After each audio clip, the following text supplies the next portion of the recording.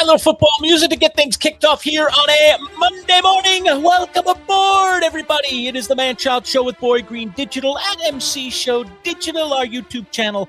Of course, we're out there in the world of Facebook as well, and Boy Green's Facebook page at Boy Green 25. Thanks for all of you folks for joining in on our little live telecast. We do this every Monday and Wednesday at 11, and if there are any changes in our schedule, we'll always let you know. Dropping tons of content during the week as well. Today's broadcast is brought to you by our friends at Smoky Bones, where we will have our fantasy draft this week out at Smoky Bones in Liverpool on Route 31. We're pumped up. We've already had several fantasy drafts because we have not one, not two, but count them, 4 fantasy leagues associated with our digital show. It goes all the way back to our radio days. We've been doing this for close to 10 years now.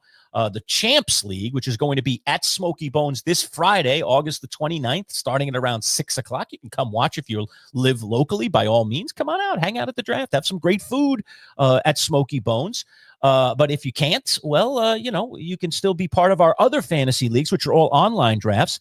And Boy Green, this weekend, I drafted both the Chumps League, our second in the 4 leagues, and the Triple C League. And as I told you, I have not lowered myself yet to participate in the Quad Cities, but I know you are down there with the Quad Cities people. Dare I ask, has the Quad Cities drafted yet? Or if not, when is the Quad Cities draft? It is tonight at 8 o'clock. Okay, so bravo, Quad Cities. Okay, all right. We'll see how that all goes. You just keep me posted on the old Quad Cities, okay? I will, of course, absolutely.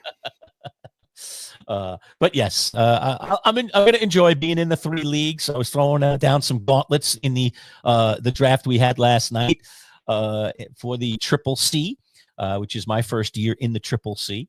Yes. And I said those Triple C people, like, let's get busy down there. I'm sick of these leagues, and ours don't tend to be this way, but I'm sick of these leagues that they draft their team and then they just go to the waiver wire and you never even see or hear them. I want my first trade proposal, Boy Green, by this week. Somebody who maybe didn't quite get who they wanted in the draft say, hey, I want Lerch's guy over there. Because I'm telling you, my first trade request is going out before the end of this week. All right. Wow. I am getting after it this year, especially in these lower leagues. I want an active league. I am going to be a living, breathing example of how to attack fantasy football, how to be an active league member, and how not to just sit back and go, oh, I drafted. I'm all done now. There's no all done now. Fantasy is a day in, day out, 24/7, 365 kind of thing. That's the way I look at it.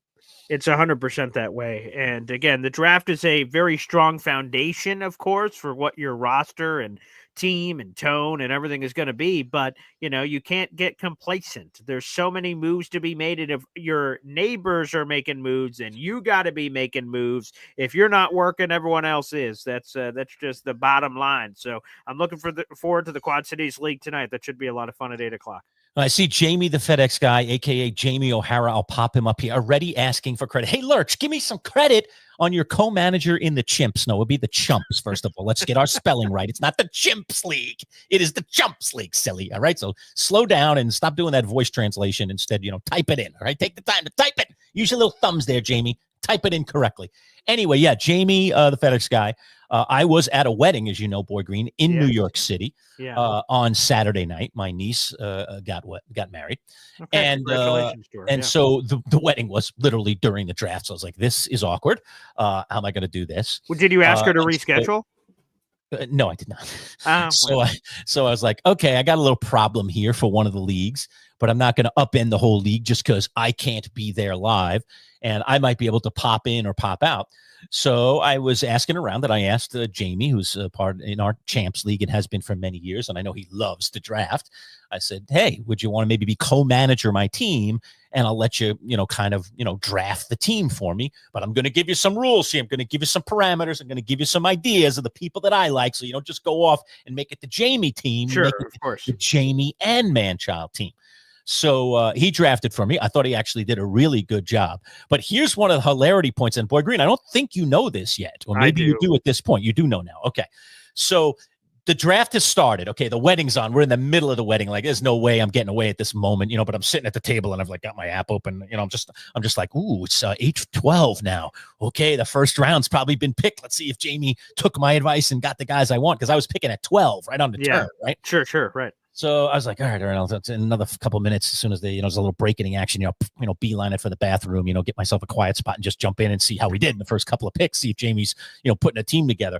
So another 5-10 minutes go by and I rush down the hallway and I get into my phone and I open it up. And sure enough, because I'm co-manager, I'm able to get in, right? Yeah, right. And I see that we're about 3 or 4 picks away from making our 3rd round pick. Okay. Yeah. And we've already picked the first 2 guys. And Jamie has already kicked some serious butt. He went out there and got Brian Thomas, terrific wide receiver for the Jaguars. And no one picked Amon-Ra St. Brown, believe it or not, in the first 11 picks. So he grabbed him as well. I was like, nice start, brother. 2 primo receivers in the spot. Yeah, give me that. And let's go get some more. So now we're approaching our 3rd round pick, which would be at the bottom of round 3, right? Correct. Right. Yeah. Swing all the way up, swing all the way down, waiting forever in the 12 spot. You get those back-to-backers, but you're waiting quite a while. And I'm looking at who's on the board. Now I'm in the room and I'm seeing who's on the board, who's making picks. And now I'm beginning to root for the next pick. There's several different instructions I gave to Jamie, but I'm seeing as we're slipping down to the bottom around there, I was like, ooh, Lamar Jackson is still sitting there. I haven't been taking the primo quarterback this year. It'd be nice to have one team where I got one of the top QBs, and I'm watching, boom, nope. I'm like, ooh, he's going to be available. So now I'm yelling at my phone because I'm not going to do anything. Jamie's making these picks for me under my direction, and I'm like, pick Lamar, come on, do it, man, do it. I'm in front of my phone, just talking to nobody. I'm just there in the corner by myself. And sure enough, the pick goes, bang, goes all the way. Clock goes to 0, and Lamar gets picked. And I'm like, yeah, what were you waiting for? Go get that guy, right? And now he's on the clock again, and I'm watching who's he going to pick next. And boom, clock runs all the way to 0 again, and it's Jackson, Smith, and Jigba. All right, again, not bad. Happy with those guys. We come to find out that while this is going on, Jamie is texting you. You're in this league as well. And he's saying, I can't make a picks. It's saying like co-managers can't make picks. Well, what happens, and this is something to know, folks, if you work in the world of fantasy football, we use Yahoo. I don't know if this is true on every platform, but the bottom line was, because both of us were in there together, even though I was just being a fly on the wall and just kind of watching to see if Jamie was following my instructions or not, Jamie couldn't pick because the machine is saying, oh, 2 guys are in there. We can have 2 guys making picks. So nobody gets to pick. Guess what? The computer is picking. All right. So as I come to find out, it's very likely that the computer picked Lamar and then definitely picked Jackson, Smith, and Jigba. So anyway, long story short, when I realized that, Jamie then texted me and said he was having a problem. And then I realized, oh my God, it's because I'm in the room. I got to get out. So I got out. And then I waited for the draft to end, and then I went back in the end. So I got the heck back out. So I couldn't be a voyeur or a fly on the wall. I was in there for a minute. I messed up. Jamie, I'm so sorry, Jamie. He said, I probably wouldn't have picked in Jigba. I might have gone with a running back there, which wouldn't have been a bad idea, considering he went 3 picks without picking a running back. But I thought he did a good job on the back end of the draft and put together a nice team for me to start with. And I intend on taking those people in the Triple C and the Chumps League out to the woodshed. So let's just do that. Hey, well, I will say this. This is how much I appreciate this league. In the middle of my 11-year anniversary with my fiance out at a restaurant, Jamie calls me at like 7:48. The draft starts in 12 minutes. He says, Boy Green, I'm locked out of the account. I can't even log in. Lerch's entire draft is about to be auto-picked. And I'm like, no. What in the world? And so I'm like, all right, let's try to. Sorry, honey, I know we're in the middle of dinner here for 11 years. Cheers. Here. And I'm like, all right, Jamie. So I'm not going to go through all the intricate Everybody thinks being a commissioner is some kind of glorious job. It's not. It's just the kind of stuff that you have to deal with. Yes, very thankless. 100%. And so I'm walking him through and saying, hey, get out of this profile, this, and finally, like 5 minutes before the draft, he gets in. I'm like, God bless America. Hey, if you have any other problems, let me know. See ya. And so he's ready for your draft. So your entire draft would have been auto-picked, pal, if I didn't take that Jamie call. And then, of course, he tells me, oh, geez, a co-manager can't draft. I'm like, what could have? I've never heard of that error in my life. And in all due respect, why doesn't Yahoo or any service, any platform that does this, not alert the second logger? Like, I was obviously the one who came in late. Sure, right. And say to me, if you enter the room, your team will be unable to draft. Then I would immediately whoa, get me out of here. Whoa, I'm going to mess up Jamie. I was sitting there waiting for him to get to his pick. I'm like, come on, buddy, do it, pull the trigger on Lamar, and then he does, and I thought he did it, and it was me interrupting the whole draft. So anyway, he said he was going to pick Lamar there anyway, so that would have been a relief. But he would have hit the 4th, the swing pick would have been a different pick. But again, we'll be fine. I can always trade There one you of my go. receivers away. I got plenty of good receivers. We'll work on a trade, Right. See, 100%. So that could have been a much worse story for you, Lurch, and I'm glad that it Yes. wasn't. So there you go. By the way, you noticed this moose hat that I'm wearing today, Boy Green. Yes. Moose and the moose tracks. You might say, Yeah, what the heck yeah. is he wearing here today? Yeah, Like sure. he's really wearing a Giants cap or something like that. Well, Yeah. I'm wearing the moose cap because my son, as you know, Isaiah, was in Norway for the past 10 days. And then he got back just in time for my birthday, which was Friday, and then the Nice. wedding in New York, which was Saturday. So I got a kind of a bang or two celebrations in Nice. one. Beautiful. Yeah. And my sister's birthday is August 11th. So we celebrated both of our birthdays while I was down there. So it was nice just to get together with family. Yeah. And so he got me this hat. This is a Norwegian hat. Oh, That okay. I'm wearing today. So in honor of my son Isaiah, I'm wearing this Norwegian moose. It's very hat unique. on I didn't know very moose unique. were popular in Norway. Kind of a very, you can't really see it that much on camera, but it's a very short brimmed cap. Like, Is you know, it? these caps that kind of come out a little and have that rounded kind of look, you know? Yeah, it's very short. I don't know if you can see it there. Oh, is that a Norwegian thing? I don't know. I guess it's a Norwegian thing. I have no idea. Maybe they were just trying to save some money on the brim of the caps. I really don't know. I guess, yeah. But anyway, so great weekend. And maybe later in the broadcast, I don't want to fill up the whole beginning here with, all this fun talk. But I was down, as you know, went down to the U.S. Open. Yes, they were of just course. playing qualifier, so I'll talk a little bit about that a little bit later. And now the tournament itself is actually underway. Daniil Medvedev had a meltdown today, so we can talk briefly about that. Sure. But the U.S. Open, one of my favorite New York events, even though it's tennis. A lot of people don't love tennis, but it is a very cool event, and it's a cool place to attend. And I haven't been in a long time. Mm-hmm. It's maybe the thing that I missed the most year in and year out, not being in New York all these years. Yeah. And it was nice going back, but my God, it's completely changed. So we'll talk about all that later. But let's get into NFL because that's where we butter our bread. Sure. It is cuts week. Okay. This is the 53-man roster. By tomorrow at 4:00, every team has to be down to 53. And by the way, folks, there's no rhyme or reason to this. They can wait till the last minute and just boom, drop the whole cut list. They can start letting guys go left or right. For any of us that used to watch, the TV show, HBO. Hard Knocks. Thank you. Yeah. Anybody used to watch Hard Knocks, you know, that like they're calling these guys into the office and they're, hey, can I have your playbook? And, off you go, or I guess today's world, the Padlet, can I have your tablet? All right. But that is, in some cases might be going on right now. It may not be going on for for more, several more hours or into tomorrow. But all the teams need to get down to 53. And then you have, is it a 24-hour period, Boy Green? Even not quite 20 hours. 20-hour period where, okay, all those cuts are made. Everybody's announced who's on their 53. Now it's free for all. Essentially, all the waiver loose claims. guys now, okay, you can claim on waivers. And just quick synopsis how waivers works. It's draft order. So whoever had the number one pick in the draft, which was the Tennessee Titans, as we know, all right, the Titans are going to have priority one for waiver, all right? For every player. Every single player. It Okay. doesn't reset. Giants are going to have priority 3. Okay, so they're up there. The Jets 7, I think, right? Correct. 7. Yep. Mm-hmm. So again, the New York teams, other than the Bills, are going to have a pretty high level of priority waivers. So if they've got a hole somewhere and there's somebody that really is a good player that a team just couldn't keep because of numbers, you might be able to get somebody, find a diamond in the rough that actually could contribute and be a part of your roster for the whole season. So that's going on essentially in the next 24 to 48 hours. So it's a very, very busy time for the NFL as we get ready for the season opener, which is coming up. Yeah, 100%. There's just a lot of activity, and I would remind people that tomorrow at 4:00 there will be the word I would like to use, initial. There will be an initial 53 that we're all going to lose our minds about, like, oh, look at this, look at this, look at this. But your initial 53 and your final 53 are not necessarily the same. Trades, waiver claims, God knows what. Anything can happen in this wild, wild west of the NFL. So I would just remind people of that. And it stinks for the player, right? 53rd guy on the Giants on Tuesday goes 401. Woohoo! I made it. And then all of a sudden he gets the update. Sorry, pal. We just claimed this guy off waivers. Now you're on the street. So you could get kept and then waived. It's a wild ride. Yeah. So nothing's like etched in stone anymore where you go into that coach and he says, hey, you're with us.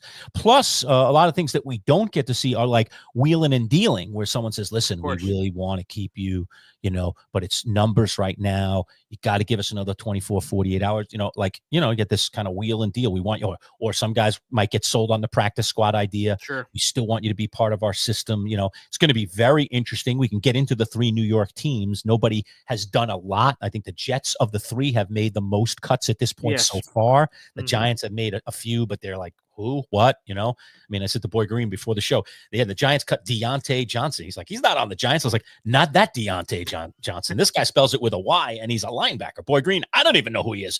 So, you're going to see a lot of no-name guys. Yeah. But what is going to be fascinating in Giants world is the quarterback situation, obviously. Because I think if in a perfect world, the Giants don't want any of these guys to go anywhere. But one of them at best, is going to have to land on the practice squad and going to have to agree to be a practice squad player. And I do believe the Giants will likely roster 3 quarterbacks. The thought is that it's probably going to be, the 2 vets and Dart, and that Tommy DeVito is probably going to be odd man out. So does Tommy decide to jump ship, or is he willing to go practice squad to stay with the Giants and to stay in New Jersey? Is there somewhere else nearby, that could maybe want his services? And then maybe he says, all right, that's still local enough for me. But he does like being that Jersey kid, and he does like kind of playing for the hometown team. But is that going to mean that he sticks around? Because the rumors out there, and they're just rumors at this point, but if things go well with Dart, and if Wilson does his job, at least to get the Giants started this season and maybe even potentially be their starter most, if not all of the season, where does that really leave Jameis Winston?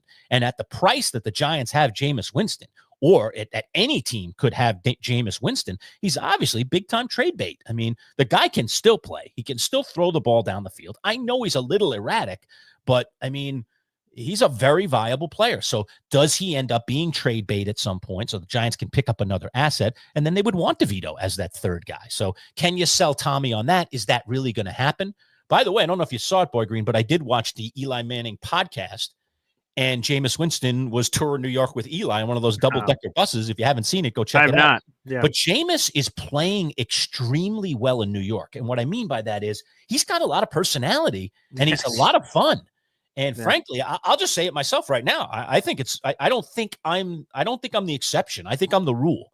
Giant fans, regardless of his status, 3rd string quarterback, if you want to even put him there, Jameis Winston is popular already with New York Giants fans, and we love guys that are popular to stick with us. So I think he's got as good a chance to stick on that roster because of his personality than anything else. He still can play, obviously, but he just has a much bigger personality. And the New York people are really taking to him. He's embracing New York. He seems to like New York. I mean, the fact that he's getting paid really by quarterback standards, peanuts, and still like all about New York is kind of cool. People like that, So yeah. I like it too. I want Jameis to hang around. I don't want him going anywhere. It is fun. His teammates love him. On the last Giants preseason game, there was a camera shot of Jameis Winston looking at the camera, and Jackson Dart fed him a W because of the famous Jameis Winston eat the W thing. So Jameis was staring at the camera like he knew that camera shot was on him, and he was just looking at the camera. And then Jackson Dart put a W right next to Jameis Winston's mouth, and Jameis Winston like fake ate it, and then like was staring at the camera, and Jackson's laughing. So it's jovial. There's a lot of love there. He brings an energy to that quarterback room that I think, frankly, sometimes you need. For sure. I really like him. I hope he goes nowhere. It's sad for DeVito in the sense that DeVito has worked hard. Of course. He has done everything the Giants have asked him to do and more. And in a lot of ways, and when he's played well. Yes. So he's done everything a team asks. Work hard, be ready when you get a chance, take advantage of it. He's done all of that.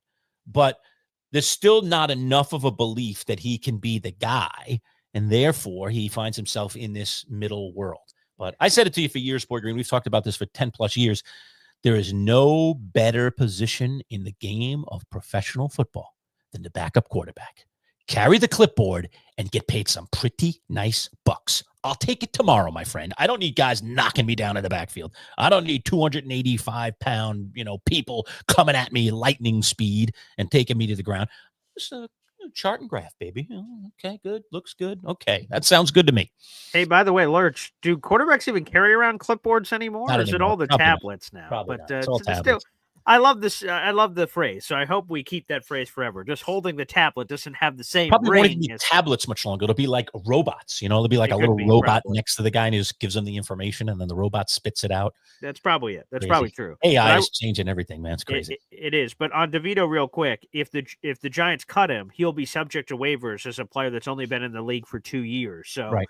that means every other team of the 31 teams will have a chance to claim Tommy if they do. Now, you can't claim a player to a practice squad. So if they claim him, he has to go to someone else's 53-man roster. If he clears that, then it's decision time for Tommy. If the Giants offer him a practice squad, the Jets or whoever, whatever the teams are, he then gets to talk with his family and say, who do we think is the best opportunity, best chance, whatever. So that'll be up to Tommy. But my gut would tell me he's going to get claimed because I think he may not be a QB2 in Giants land because of that situation. He has a chance to be a QB2 in a lot of different places, I would venture to guess. I agree. There are a lot of teams with bad backups.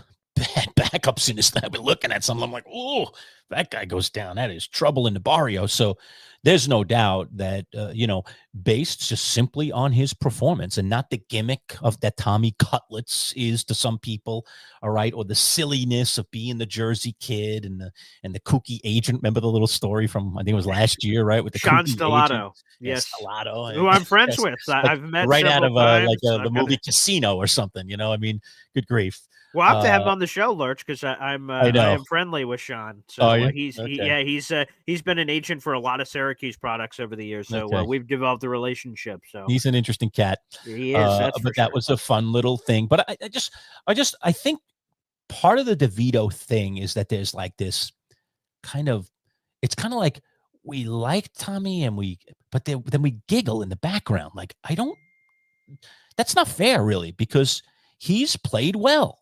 He's been fine. He's been of NFL fiber, at least at the backup level, when he's had legitimate chances to play, whether it be preseason or regular season.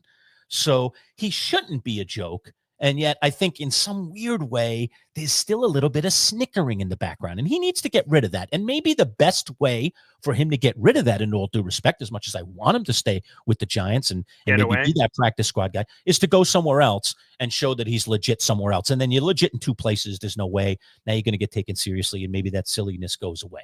Because his numbers are fine. I have his career numbers here. 8 touchdowns to 3 picks, a 65% completion percentage. He's been a starter in 8 games. He's appeared in 12 games before. He's 3-5 as a starter, whatever. That's wins aren't necessarily a quarterback stat. There's some stuff there that you'd want to build around, and Tommy's still a young guy. So, we'll see what happens for Tommy. But I would imagine if you're Jameis Winston, I don't think you're worried at all, unless you get traded. I don't think you're worried at all about not being on the Giants roster. Obviously, Jackson's going to be there. Russell's a starter. So Tommy's the one that's going to shake free if there is one to shake. Yeah. All right. So like I said, for the Giants, not really a lot of meaningful cuts yet, but we will monitor the quarterback situation. And if something breaks, even if it's later today, tomorrow morning, expect at least a short video from one of the two of us, if not both of us, just letting you know what's going on and what the latest and the greatest is. But this is a fun little 2 days here for the NFL fan. Some of the names, as we said, will be, not consequential. But then there will be others that will be, and it will be interesting to see. Are they going to stay? Are they going to go? What's the value of this player throughout the league? And so we're going to get to see some of that, because regardless, 53 is 53. You only have 53 spots, and most teams wish they had 65, because it's just nice to have backup on top of the backup. But you don't get to do that in the NFL, and that makes the NFL a very interesting world to live in for the players, and certainly makes it interesting for us as fans and as fantasy players and as all of that crazy stuff. I mean, look at what went on last week with Brian Robinson, getting shipped off, and now what's his role over there? He's behind McCaffrey. It's just going to be interesting. So you have these interesting things happen, and you really just don't know how they're going to play with your team or in the world of fantasy, which obviously is, come on, any of us that watch football, if you're not in a fantasy football league and you like football, I don't know what you're doing. I mean, I know it's just fun and games. Some people love to play for money. We play for a lot of pride with our 4 leagues, but it's still very prideful. I play like it's for money, even though it's not for money. But come on, it's a way to really be plugged into the NFL. And yes, it's different than the games. And I've complained about it myself. I'm rooting for players instead of rooting for a player to get a touchdown instead of my team to win a game. Sometimes you get like that a little bit in fantasy, but it's a blast. And if you're not doing fantasy, you need to get into it. Find a good group of friends. If you can't find one, get into a group like ours and make some new friends. It's just fantasy is fantastic. I was skeptical years ago when Boy Green first asked me to jump in, and I'm absolutely positively sold. I will sell it from from both sides of the world. It's a great, fun thing to do. And if you're not doing it, you're doing yourself a disservice. So get involved and do it. Well, here you go. I'll give a plug. I'll throw this up on the screen, folks. Oh, yeah. Here we go. If you have interest, a rare opportunity has presented itself. Sometimes we had a Triple C draft last night, and someone dropped off like as soon as the draft started. So after the draft, and it's not because their team was terrible. So I want to make that clear. They really, quite frankly, dropped before the draft, and so auto picked the team. But I've seen the team; it's very nice. So if you're out there. 100%. And you want to be a part of the Manchild Show with Boy Green Digital family. These opportunities don't present themselves often. So we have a team available right now for you to take over and to get involved in our digital radio leagues. Email me here on the screen. It is my first name, middle initial, last name, the letters jr@gmail.com. That is PAULAESDENJR@gmail.com. If you have any interest in joining our fantasy football league, there is a spot open, and there could be more spots open. So if a lot of you reach out to me, I will put you on a list, and as soon as spots open, you'll be the first to be notified. And sometimes you can be notified before a draft. I'm going to go back through our entire list for the draft that we have tonight for the Quad Cities. If a spot opens up, one of you guys could jump right into a live draft as early as tonight. So let me know if you have interest. Please reach out, give me your first and last name, and say, hey, man, give me more info on this fantasy football league. Again, this email on the screen. If you're already in our leagues, don't apply for this because we're not going to give you a second team. We want everybody to be first timers, and we want you to focus on one team no matter what league you're in. Obviously, this one, which is available in the Triple C, you're 2 levels away from being in our live draft in our top league. But finishing the top 3 this year, you're 1 league away, finishing the top 3 one more time, and you're going to be joining us for our live draft. Another way that spots become available, and this is how seriously we take this, even though it is not for money. Let's just say week 3, early in the season, you just whatever, you go to a wedding like I did this past weekend and you just decide, oh yeah, I'm not paying any attention to my fantasy team. And you don't, you got injured players and you leave them in the lineup, or, you don't do anything on the waiver wire, and your kicker is not playing because it's a waiver week. Bye week or something. That's what we do. We boot you. Okay, you get booted. If you're not going to be an engaged person in the world of fantasy, you have no place in our league. Sorry, we're snobs, but that's just the way we are. We take it seriously. So you get the boot, and now someone else will take over your team, and then that person is in starting, not only this year and trying to make something out of whatever someone else put together, but you'll get in next year and be part of our draft system next year and be able to build your own team. So there are many ways to get in. During the off season is one, of course, when we have spots open up, because people do drop out from time to time. But even like this, right at draft time or early in the season, when people don't do what they're supposed to do and really truly take care of their team week in and week out, all the way to the end of the season, by the way, the same result happens when you're doing this in week 14. All right. You don't want to be engaged the whole season. Get out. We don't need you. In all honesty, 100%. We just don't need you. So we want highly engaged people that want to play right to the end, because you never want to finish in the bottom 3, and you always want to try to finish in the top 3. That's the bottom line. And heck, win. It's nice to get your name on the side of one of those wonderful trophies we have. Mm-hmm. Oh, there they are back there. I see they're them up there. Yeah, they're peaking. They're peaking. So there you go. All right, so that's a little bit on fantasy football. And again, we are obviously in the heart of our season here. A lot of people drafted this past weekend, and the final, blows will come this weekend. Yes, yeah. Might be the biggest drafted fantasy weekend. And some people take it right up to the day before. We used to draft on the Wednesday, right before the Thursday night game. Yeah. We've had to change that a little bit because we have some people in our league, including our fantasy expert, Joe Bartle, who travel from halfway across the country. Unbelievable. So we say, all right, when we make it, it needs to be as close to the regular season as possible. Right. And so the date we settled on this year on Joe's behalf was this coming Friday, August 29th. So I don't even like drafting that early. I want to be drafted on that Wednesday when I know everything that I need to know. Yes. But we are willing to certainly bend the rules a little bit for people who are traveling long distances. So if you ever get into one of our leagues, especially the top league, you got to be able to travel. The other leagues are drafted at this point remotely. Online. So you don't have to go anywhere, but your living room. But for our top league, you must be there in person. Period. At the live event, which is again this Friday at Smoky Bones. We lost somebody a couple of years ago. They've made it back into the league because of COVID. Couldn't make the draft. Sorry, you're out. I feel bad for you. Hope you get better, but you're out of the league. You got to be there for the live draft. So we were able to make that happen, and that person has actually made their way back into the Champs League. The so COVID comeback kid is his team. That was his nickname. That was fantastic. I was so glad. I think that's Brandon, right? That's correct. Brandon, understood why we dropped him from the league. He went down and played in the Chumps League that year, which was an online draft, and then called his team the COVID comeback kid, and then made it back. Finished in the top 3. So you can always make, lemonade out of oranges or whatever the heck the saying is. Okay. Yeah. So that was cool. And we just want highly engaged people. All right. So let's get into some of this other stuff, Boy Green, because we promised to talk about the world of cuts and whatnot. Let's talk about your Jets. So anything meaningful there on the Jets front in terms of their cuts, what they've done so far, or maybe even lay out some expectations. Who do you expect to go here in the next 24-ish hours? All right, so let's go through a couple of them. I think the surprising cut last night was Jamin Davis. He's a former first-round pick of the Washington Commanders. The Jets added him off of waivers.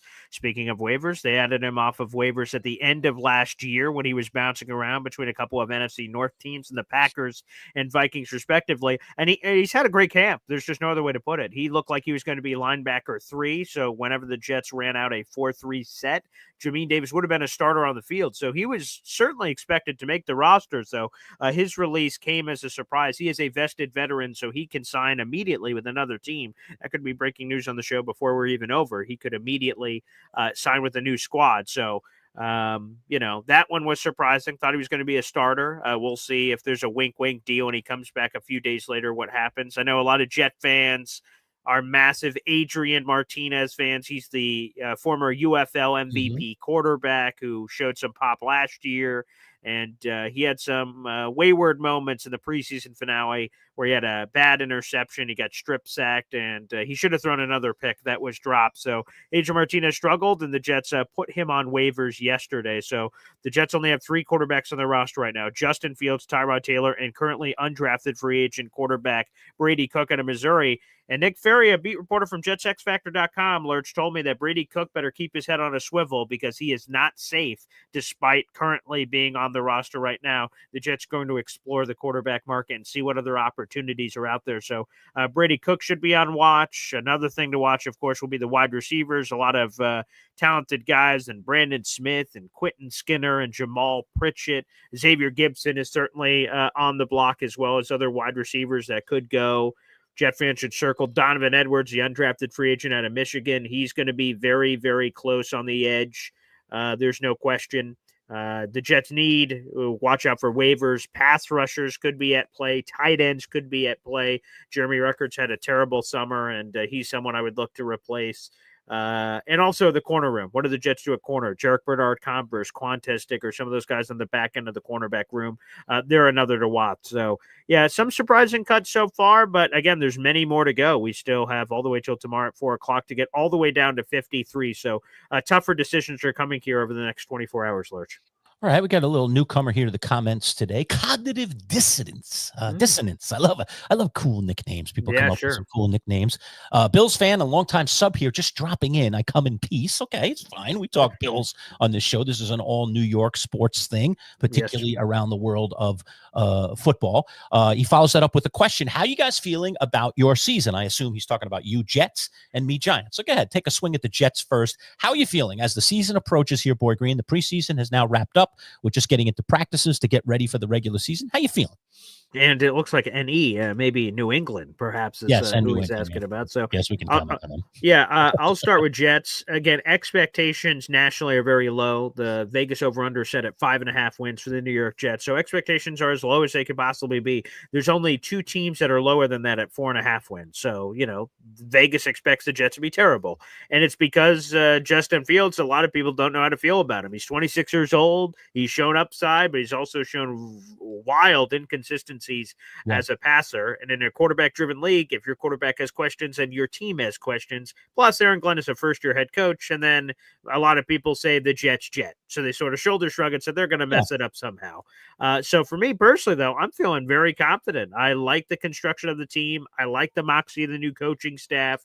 And I like how the schedule sets up. It's a little difficult at the beginning, the first couple of weeks, but after you get after that stretch, so really it's about surviving that stretch, and then the rest of the season it's on like Donkey Kong as far as I'm concerned. So I'm very confident going into the season. I like the construction of the team. Our biggest stars are under contract. They figured all that out ahead of training camp. It's an exciting time to be a Jets fan, in my opinion. You like your coach? I do. And, Jake Asman, who joins us every week, he'll be off this week because of all his Vegas trips and everything else that's going on. But he said it. He was a guy, and I will say it of Jake, and he said it of himself. This is a guy that was not a big fan of the potential of an Aaron Glenn hire because he's a defensive guy, even though Aaron Glenn does not like being labeled that. That's what he is. He's a former corner for 15 years in the NFL, and he's a first-year head coach. And the Jets have done that for much of the 21st century, Lerch. Only one coach they've hired was not a defensive guy or not a first-year guy. And the only exception to that rule is Adam Gase, who was awful, but he was an offensive guy, and he had been a head coach before. He had just had been the head coach of Miami Dolphins before he got hired here. So while Aaron Glenn didn't necessarily check off the boxes I think a lot of Jet fans would have hoped for as an offensive guy or someone who's done it before, I think what Aaron Glenn does check off is he wants his job, and there have been a few moments during some of these press conferences, Lerch, over the last couple of months where AG has gotten emotional and just looked at the fan and say, hey, man, this is my dream job. When I hear the Jet chants from the crowd, it hits me that, like, this is my dream. I spent 7 of my 15 seasons with the New York Jets during my NFL career. I want to turn this thing around. I wanted this job. He turned down other jobs to be the HC of the NYJ here, and that's, I think, very moving for Jet fans, especially since AG has been part of both. He's been a part of the crappy part of the Jets, where they were terrible when he was drafted in '94, and then they turned it around. They were in the AFC Championship game a few years later. So I think that plucks the heartstring of Jet fans, and they really appreciate that. Yeah, I don't blame you. I think he's going to be a good pick, but again, we don't really know what he is as a head coach. Of course not. But I like the moxie of him, and so can the moxie turn into something different? And boy, just to backtrack a second on the Jets coaching things, it's interesting because when Robert Saleh was first hired, I kind of liked his moxie too, but his moxie did not match his execution. I just thought he was going to be a very tough guy. I thought there were things that I believed about him, that I saw as an assistant coach and as a coordinator that I thought he would, were likely to be brought into his head coaching thing. And he was just very different as a head coach and obviously not very successful. I don't think that Glenn's going to waver on his values. I saw that rub he already had with the reporter the other day. It was just a couple of days ago. He was asked a question about in this last preseason game. Why do reporters ask these kind of questions? I don't know, or at least provide context for why you're asking the question. Because to me, the question, look, any question's fair game. It's a press conference and you can handle things however you want. And I don't know that coaches always need to be, argumentative when they don't need to be. One of my favorite coaches of all time in any sport is Tom Izzo, who coaches Michigan State. And I've been lucky enough to be at a few press conferences where Tom Izzo is being asked questions. I remember at an NCAA tournament, they came here through Syracuse, and Izzo, and there was some dumb questions. I won't admit, I was like, what was that? What a dumb question. And instead of saying, like Jim Boeheim would, that's a dumb question, or yelling at the reporter or being, terse in some way, Izzo just kind of rephrased the question a little bit. I think what you really meant there is this. Let me comment on that. And he just moved on. He just beautifully danced it, and he didn't make the reporter feel like he was this big, and then he was some kind of, degenerate. Okay. He just, rephrased or sorted it and then answered it very nicely, which I really appreciate. There aren't enough nice people in the world sometimes in the coaching ranks. So anyway, back to the Glenn thing. The question was, why did you start this quarterback instead of this quarterback? Because Martinez, played the second half. Yes, Brady Cook played the first half. Martinez the second half. Was, why did you consider starting Martinez instead of Cook? Like, what was the reasoning behind it? I guess kind of a legitimate question, but we're talking about the last preseason game here. For God, what kind of questions are we coming up with here? And he just said, coach's decision. And then the reporter tried to chime back in or get another, tentacle of the question. Change it, right. And he, coach's decision, and then the glare. Oh, yeah. So it went back and forth 3 times. Coach's decision. Yeah. again. Which was great. These have been some fun AG. Now, here's the real thing, and this is what a lot of Jet Mhm. fans. So Jet fans have either loved it, like, yeah, put the media in their Yeah, place. I know. Yeah, that's what I like to Just see. everybody loves to pick on the unwashed us media people for sure.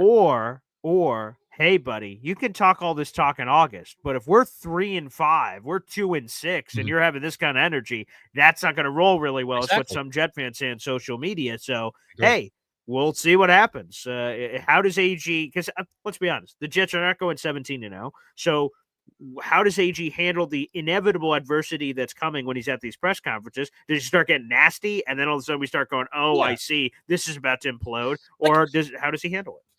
right, because this is Aaron Glenn making a decision that media member was insinuating something. Now, I don't know. Maybe there's a relationship there that goes beyond what I know in terms of what that reporter has asked in the past, and he just felt like, I want to put this guy in his place. But let's just assume for a moment that that doesn't exist. And I would Okay. assume it does not exist, Lurch, because Okay. he's done this to multiple Okay. different media All right. members. So then again, I appreciate toughness. I appreciate, mental fortitude here and all the things that I think that Aaron Glenn brings to the table. I think are going to be very good attributes as a head coach. But I also think, like, diplomacy isn't such a bad way to be. To just, instead of being angry at the question, because it wasn't the worst question I've ever heard before, just again contextualize. It's the third preseason game. We put the guys out there that we put out there. Sometimes there's a lot of rhyme or reason. Sometimes there's not as much. You can just be more diplomatic about it and not allow anything into it, rather than just give the glare and the coach's decision, get out of my face thing. So I don't know. Maybe it's because I'm a media guy and I've been berated sometimes unnecessarily by coaches, and I'm just like, what are you angry about? That was a perfectly fine question. I love when there was, remember times, Boy Green, when there were like difficult things going on at Syracuse and you dared to ask so they'd go into the reporter room and be like, don't ask any questions of coach about this. It's like, it's story A, pal. Come on. Don't ask about it. Two guys were suspended earlier today. Don't ask coach about it. Like, okay, let me raise my hand and listen to the PR flag. Sorry. Too bad. You don't rule me. Okay. And I'm going to ask a question about it if I have a question about it. So that's the way good reporters should be. And that's the way we want our reporters to be, by the way, folks. If you want information, you got to have the reporters asking for that information, not just, oh, sorry, we got warned beforehand. Don't dare tread on that little area. So I don't agree with that nonsense to begin with. But this to me wasn't a terrible question. No, And I think Aaron Glenn could have handled it differently, but maybe he's trying to put it out there a little that I'm a tough guy and I'm not, maybe.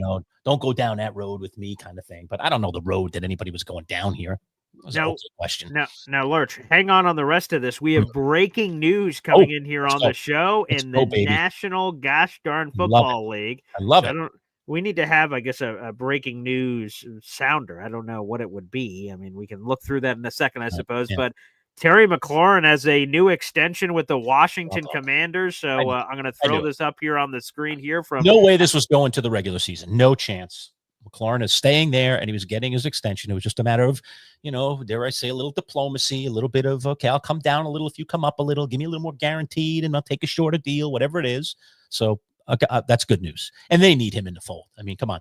Washington potentially could be a contender this year. They have to do that. So there it is. A 3-year, $96 million extension, so $32 million per year for those counting at home, which is what he wanted. It adds 3 more years to his deal, so that $32 million per year average is new money on top of what he was already had for him. And I will just say, first off, pat myself on the back in a few of our fantasy leagues. I got a great discount on Terry McLaurin, who fell in drafts because of his uncertain contract status. So pat myself on the back. Very nice there. I don't guess who drafted him in the Triple C last night, Boy Green. Who is that?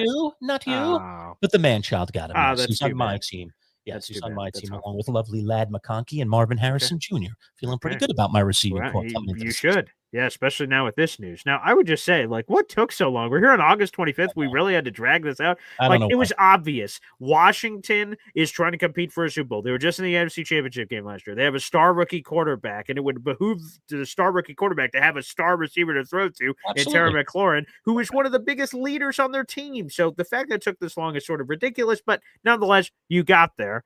And so big news, breaking news just coming in here. And Lurch, that's the beauty of this show, is when breaking news happens, we can pivot immediately to that breaking news. Boy Green, if you want, you can start sorting through. And we got a lot of comments today. And thanks for everybody who's joined us live. And there's plenty of things to get to. So sort through them a little bit as I give us a little bit more here. All right. So a little report on the Giants there. No news is good news, I suppose, but we're going to be getting news, especially on that quarterback thing. So we'll keep a close eye on that. Again, the Jets, for the most part, some inconsequential cuts. I know the Jets were busy trading last week. We talked about some of that stuff in last week's show and in our Jets segment. So we'll stay on top of that stuff. But if there's any other big news on the Jet front, we'll let you know. And again, on the Bills front, again, nothing in terms of big name cuts at this particular point. The one thing is, hey, the Bills won a game. I mean, they won a preseason game, Boy Green. God bless. I mean, for crying out loud, the Bills finally won something because they look bad, frankly. I know they're not playing Josh Allen and they're not playing a lot of the starters, but they've just looked bad in the preseason and gotten thumped a couple of times. So for them to actually go out and win a football game had to feel a little rewarding here walking into the regular season. Again, it doesn't matter, but I don't know. It does matter. Ask the Giants. I'll tell you what, you listen to the quotes, you listen to what Dable's saying, you listen to what the front office is saying. They cared about these preseason games. They're like, we want to win. We're trying to build a winning culture. And that starts with game one, even the ones that don't, dare I say, count in the standings. Yeah, I would say, but they got the win, and that's cool, but it came at a cost. Tre'Davious White got hurt. It's uncertain the status of Tre'Davious White, but he was lining up to be the starting corner, one of the starting corners, opposite of Christian Benford of the Buffalo Bills, because Maxwell Hairston is hurt. So we have to keep an eye on that. I saw Sal Capaccio, our Buffalo Bills sideline reporter for WGR 550, talking about it. So Bills-wise, for Bills fans, you better hope. And he's been a fun story on Hard Knocks, is the gross, juicy socks and running uphill and doing all this extra stuff in his comeback bid because he had started his career with the Buffalo Bills. Then he bounced around a little bit last year and then back with the Bills this year, which is pretty cool. So we will hear about that. Tre'Davious White. Just not to go too much off topic, but in terms of injuries popping up here and there, that one caught my radar, and the other one that caught my radar was the Jaden Blue injury with the Cowboys. Oh, Dallas, right? He's a guy that they think is going to get some time. Some people are drafting him late in drafts, but it's a low ankle sprain. Could even be ready for week one, but it doesn't sound like it's going to be a long-term thing. So if you're drafting Jaden Blue, I wouldn't worry about it too much. I wouldn't expect that you're starting him in week one anyway. He's probably going to be a bench guy, so why not stash him and see what he can do if you believe in him? I don't know if you do or you don't. But that injury does not sound serious. It's a low ankle, but a lot of people are like, what's he doing in there? And how does a guy like that who's probably going to contribute get hurt? Hey, it happens. I mean, that's football. Guys bang into each other and things happen. Yeah, so he's uncertain for week one, so we'll keep an eye out for that.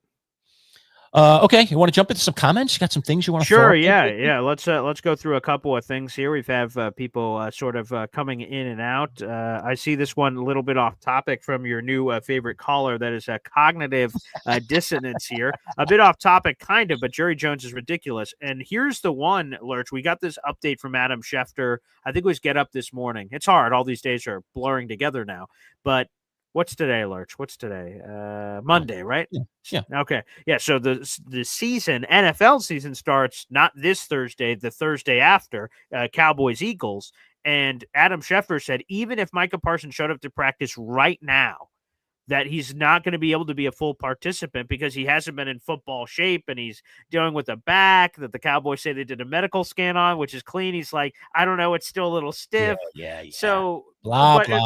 But in all seriousness, whether you think that back thing is real or not, the fact that is real is he hasn't been in game shape because the Cowboys are idiots. And even if they signed Micah Parsons last second on Thursday for some drama story, you're not going to get full Micah Parsons. You've sabotaged yourself with how you've been handling this Micah thing, which is, I'm sure, great for you, Giants fan, but for just Cowboys fans and general fans, like, what are you doing, you idiot? So not only is he ridiculous, he's an idiot. Cognitive dissonance here. So I don't know what the hell they're doing. It's sort of just like the Terry McLaurin thing. It's so obvious you're going to sign this guy. And he's such an important part of your team. Let's hit the TiVo, boop, boop, boop, boop, boop, boop, and fast forward to the part where you sign your freaking superstar player. And if not, then trade his ass and let's move on. What are we talking about here? Oh, I love Cowboy chaos. And by the way, folks, because I know this already came up last week, you will see pictures of me next week, if not by the weekend, wearing Dallas garb at our fantasy draft, which is this coming Friday. Right.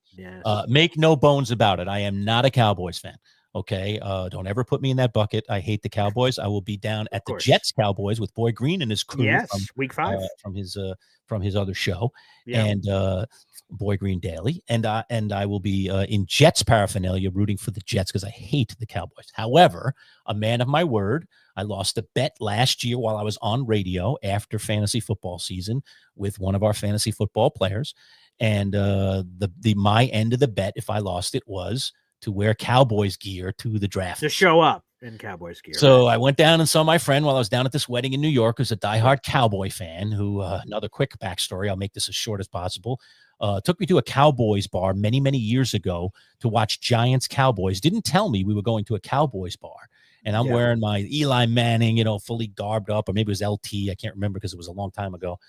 Gear into this bar to watch my Giants, only to find out that every single person in the bar is wearing Cowboys. I was like, where the heck did you bring me? All right. And so we go into this Cowboys bar, and I'm the only guy. And this is in New York on Long Island, the only guy wearing Giants. I immediately, like one of those deals where you like walk into the restaurant, into the bar, and like the music turns off and everyone turns and looks. I'm like, what the heck, man? So he's laughing. He thinks it's the greatest thing ever. He takes me into this Cowboys bar. And as I told you many years ago, I'm not going to get into the big story, but at one point I go into the men's room, and a guy like comes up behind me and starts talking smack with me. And I'm like, listen, while man, you're at the urinal taking care of your business. Guy in the world, but I mean, I don't care. Nobody's going to, say stuff to me without knowing, So I finished my business. I turned around. I said, what's it to you, pal? And the next thing you know, I'm in a brawl in a bathroom in a Cowboys bar. And this what's it to you, pal? I know. What's it to you, pal? What a line. I'm suffice it to say, pretty proud that I took that guy out, man. Like, okay, boom. Out, but he wasn't messing with me after that. Nice. So anyway, that was back in my younger days. I wouldn't do that today. Of course. I would just walk out and get out of there. I don't know if I had a weapon, maybe I'd do something. But I generally don't carry around weapons. Most people don't. Anyway, long story short, I didn't enjoy that day very much. But I went back to that same guy who's a diehard Cowboy fan, who I now found out, by the way, I know he's gone down to Jerry's World a million times. One of the things he does, it's an annual pilgrimage with his entire family, which of course is all Cowboys fans, even though he lives in New York and is a native New Yorker. And he goes down the week of Thanksgiving. He goes down on Tuesday. He goes to the Thanksgiving Day game. He gets tickets for that every year. Yeah. And apparently tailgates with, who did I say was it Irvin, or it was either Irvin or Des Bryant? I can't remember. I can't remember either. Probably Des Bryant. Des Bryant and his son. And he was showing me pictures, and I was throwing up. I was like, I don't want to see pictures of this. I always was curious, though, who shows up to these Cowboys Thanksgiving games? Not that, like, not that you, why wouldn't you? It's iconic and all those things, but like, who are the people, right? Because like Thanksgiving, a lot of people care about the tradition and family being at home, and there's people going, screw all that football. So I was always curious. So I'm not a Cowboys fan, but I will. But you may be representing. So I will be wearing. I have the choice of either a Roger Staubach autograph that he gave me, which is old school elastic sleeves, which is a little weird to wear, but a thicker jersey, or a somewhat newish Micah Parsons jersey. So I don't know which one I'm going to choose, but I'll wear one of them to the draft. Okay, just so you can take some silly pictures and I can look like a fool. But that's it. After that's coming off, I got my Stairway to Evans team shirt. It's coming in today, Boy Green. I will have it today. Oh, okay, great. So looking forward to that. It's going to be awesome. Well, I will say two things here. First off, the fantasy draft board came over the weekend, so thank God. We're all bravo. We were most concerned about that last again here, folks. The thankless job of being a commish. If I just bring the board, you're supposed to bring the board. But if I don't bring the board, you're burning me at the stake. What were you doing? Why didn't you order it early enough? 100%. So it's always a whole thing. Came in. You did a good job following up on that. So nice job. Thank God. But Lerch, let me ask you this: when you wear potentially that Parsons jersey on Thursday or Friday, rather, will Parsons be a member of the team? I don't know. Or perhaps maybe that's the best jersey for me to wear. Oh, wouldn't that be? On the team at that point. It'll even feel less than wearing a Cowboys jersey. Because we'll have a Cowboys fan or two there at the event. Or it's a rub against the Cowboys that your guy, who's maybe the most important guy in your team, isn't even in the fold. What an idiot. So either way, it's sort of a win-win for you, to be honest. It's kind of a win-win. So Jamie thought he was getting me on this one, but I might get him at the end. I just get him. I still got to give him a dinner too because I doubled or nothing on it and lost. Yeah, right. Yeah, you got to take us out to dinner. Yeah, brutal. Yeah. All right, look, our sponsor today is Smoky Bones, who is hosting our fantasy draft this coming Friday, the 29th, up in Clay, New York, Liverpool location, right on Route 31. Again, you can come to our draft. It starts at 6 o'clock, probably go to about 9:30. And you can just come and hang out and enjoy the ribs and the pulled pork and all the delicious food at Smoky Bones. But we have other sponsors to take care of as well. So let's just take 30 seconds and learn a little bit more about our friends from Cam's Pizzeria. Stick around. When you think of Cam's Pizzeria, think about two of your favorites, their zesty buffalo chicken wing pizza or their tasty chicken bacon ranch. Over 16 specialty pizzas made fresh daily with the best ingredients. Indulge in their homemade calzones, subs, wraps, salads, and their famous cannolis for dessert. They're all made with love just for you. Order online for 10% off at camspizza.com. Locations in Camillus and Oswego. Cam's Pizzeria. It's love at first slice. All right, we are back. Manchild Show with Boy Green, and welcome all of you coming into our live broadcast here every Monday and Wednesday at 11. We'll be doing live. If we change that time, it could flex from time to time. Most of the time, we'll be pretty rock solid.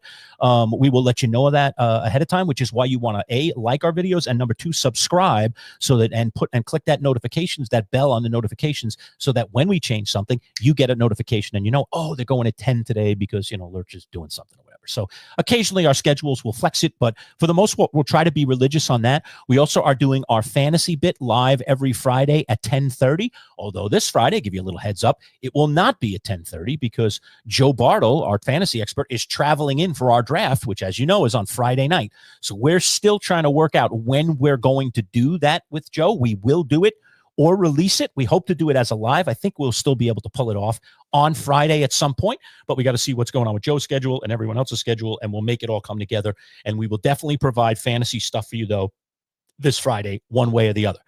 So our normal thing with Joe Bartle, but it won't be in the traditional 10:30 spot.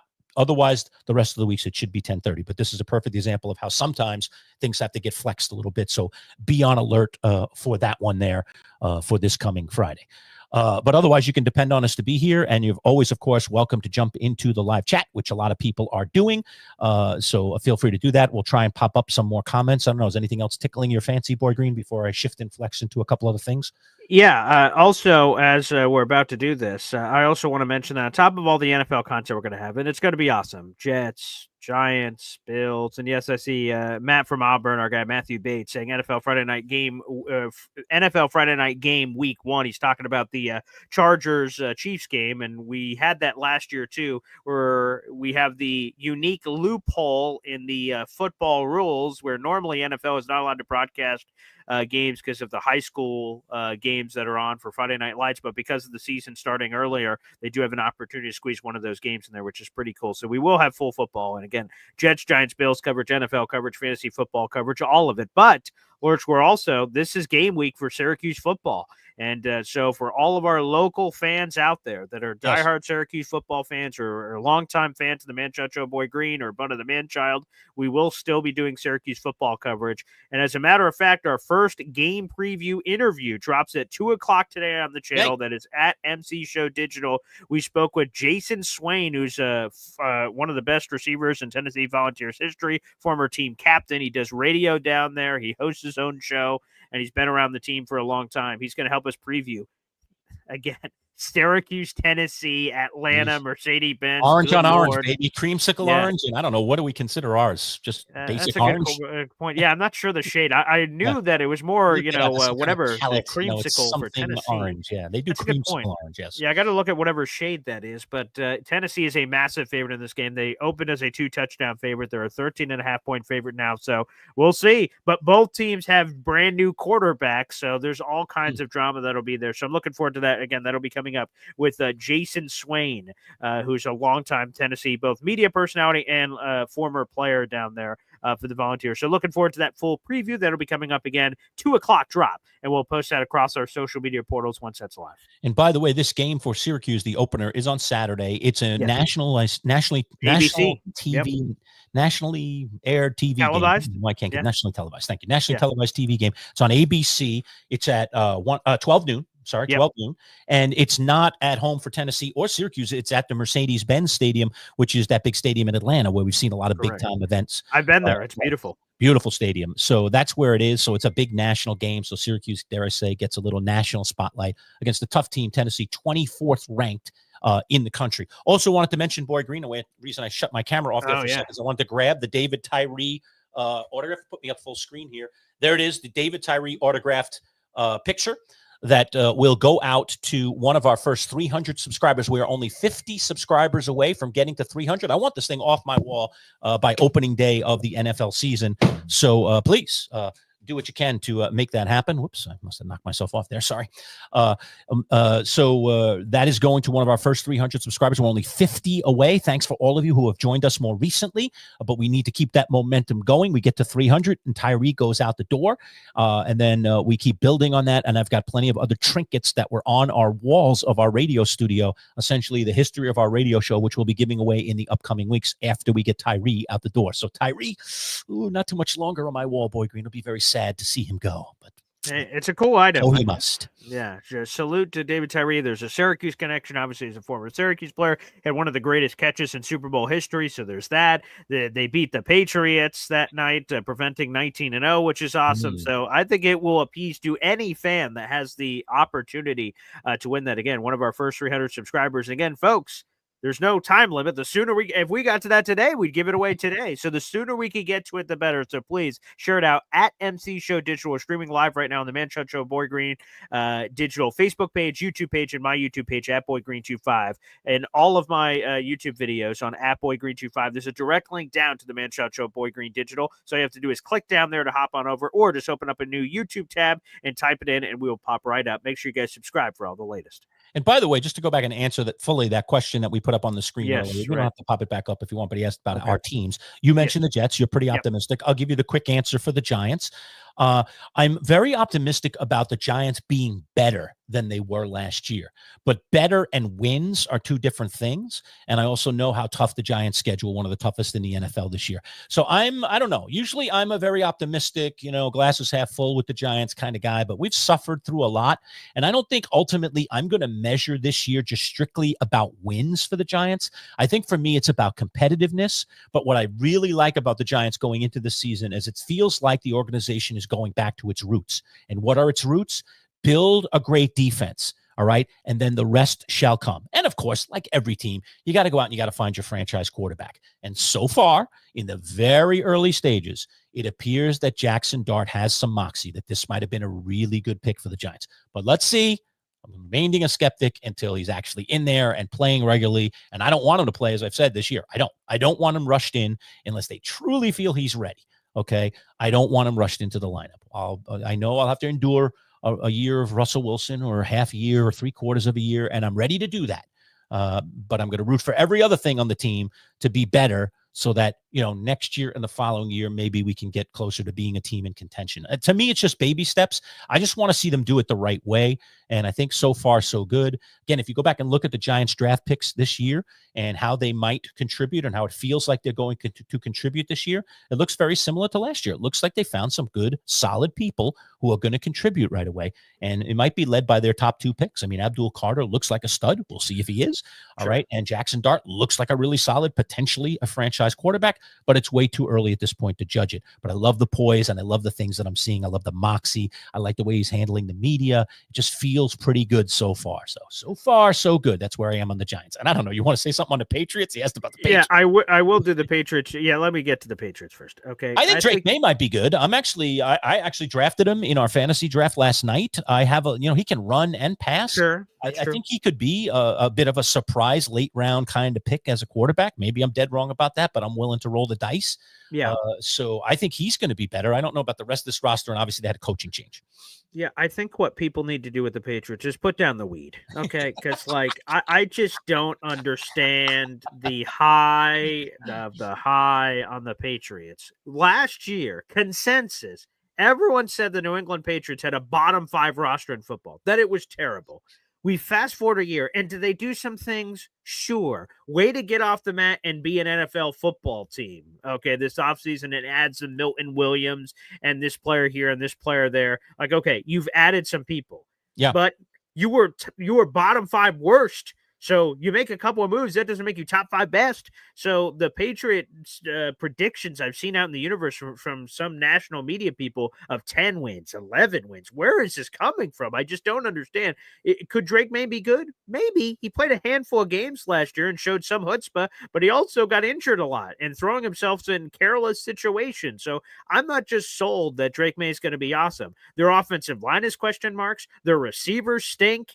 The only good one was in a wheelchair like 2 months ago, Stephon Diggs. I don't know, man. To me, I think there's a lot of hoopla all over New England that I want to believe it before I see it. So I think a lot of people are making these seismic jumps. Oh, Mike Vrabel's going to immediately turn things around, and he is a really good coach. But that the Patriots are just going to be this hot, sexy thing immediately, I doubt. For me, I think the Patriots are going to win like 5 or 6 games this year. Other people are saying 9, 10, 11. We're just in different ballparks, and we'll see what happens.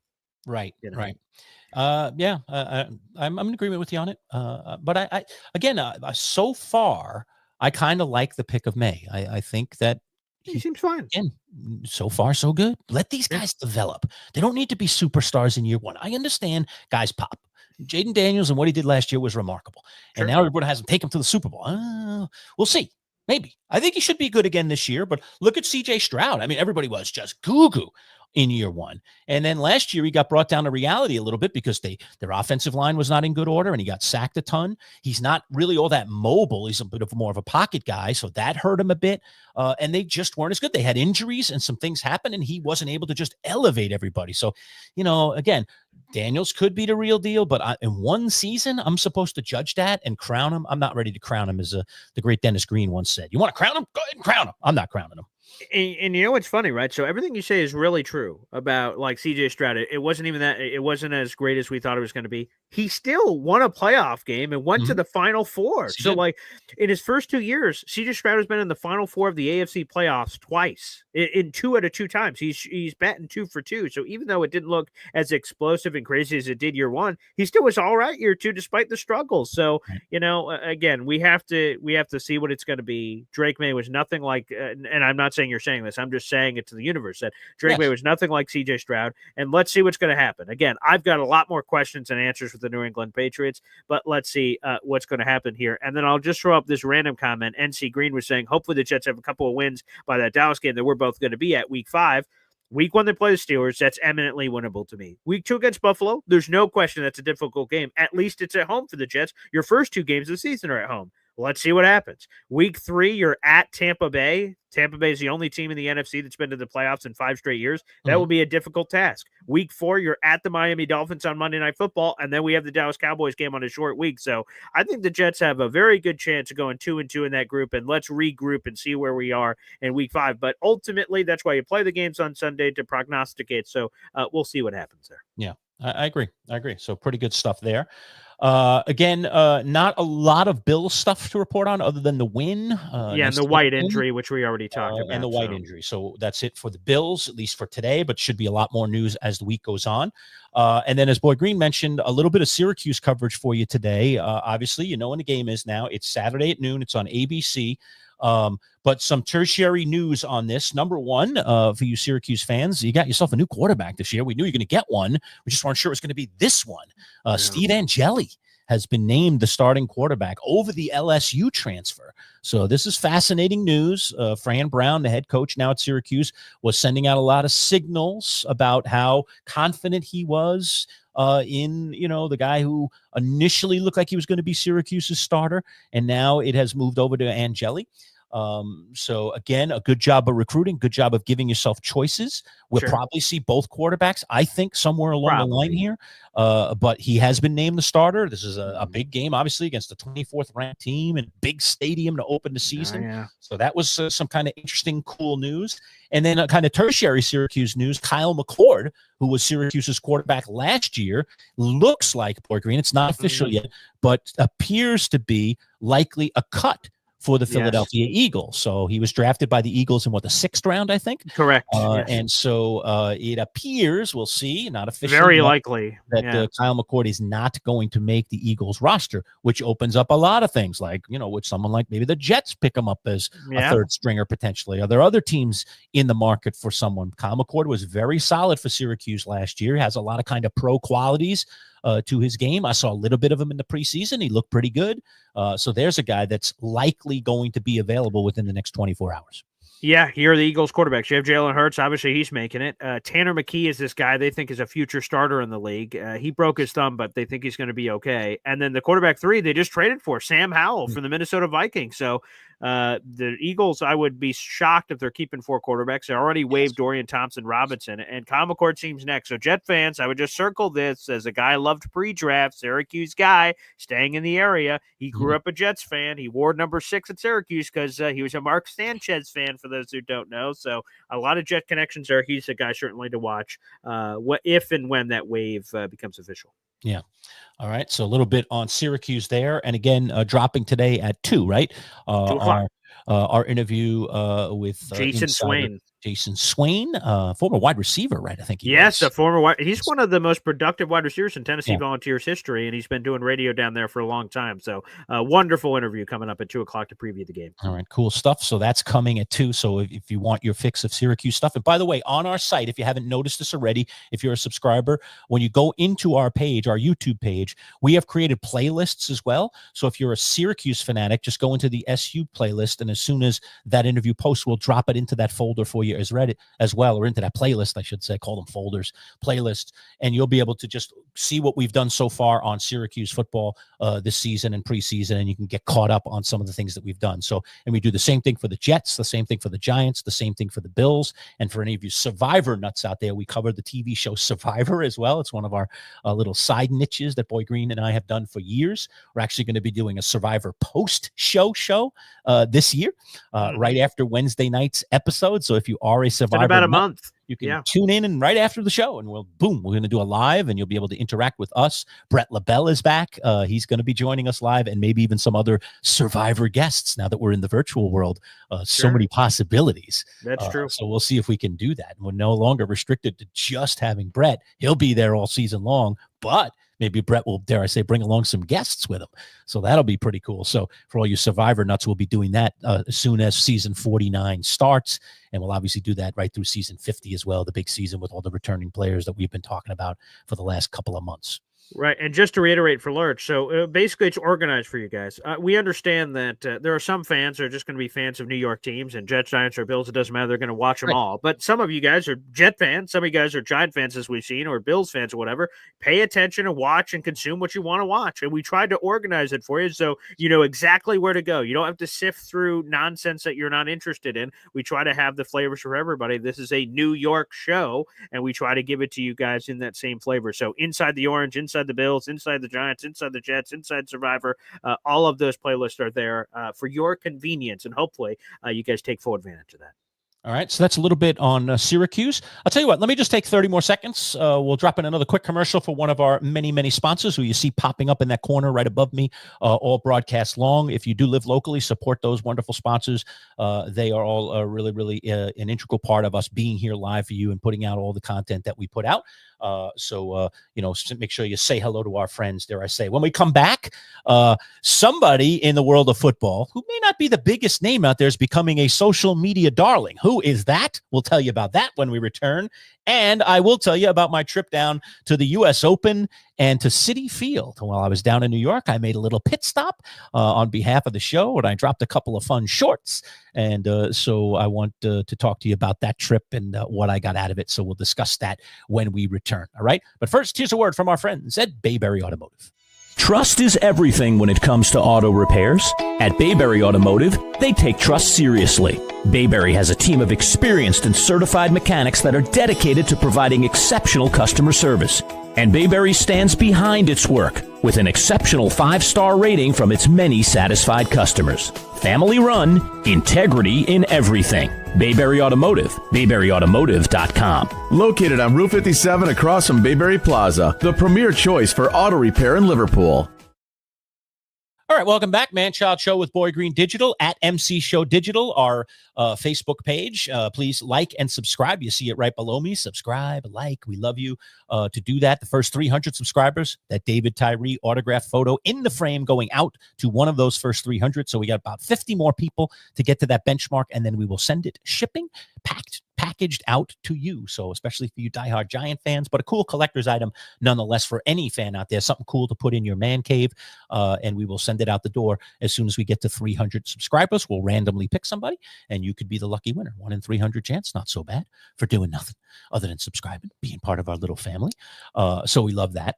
Boy Green, I'll let you tell the story, but there is a social media darling out there. He is a backup quarterback, or has been a backup quarterback in the NFL. And like a lot of backup quarterbacks, the road less traveled by. These guys tend to bounce around a lot. Sometimes they end up on all these different teams. And this guy definitely is one of those guys. And he had some interesting things to say. And he's become, dare I say, a little bit of a social media hit. So tell people about the story. Yeah, and the story is this, and I'm going to throw it up here on the screen. This is Ben DiNucci. You may remember him. You're like, Ben DiNucci, that name sounds vaguely familiar.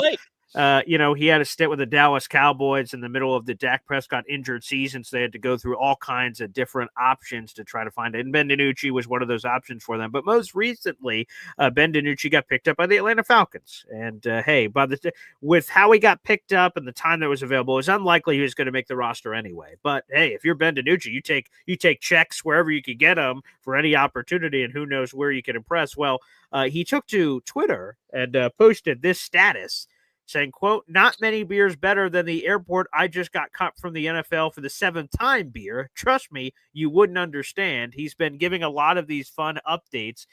When he signed with the Falcons, Lerch, he said, hey, Ben DiNucci signing with the Falcons. Source myself. I am reporting that I am signing right now with the Atlanta Falcons, which picked up some viral social media steam.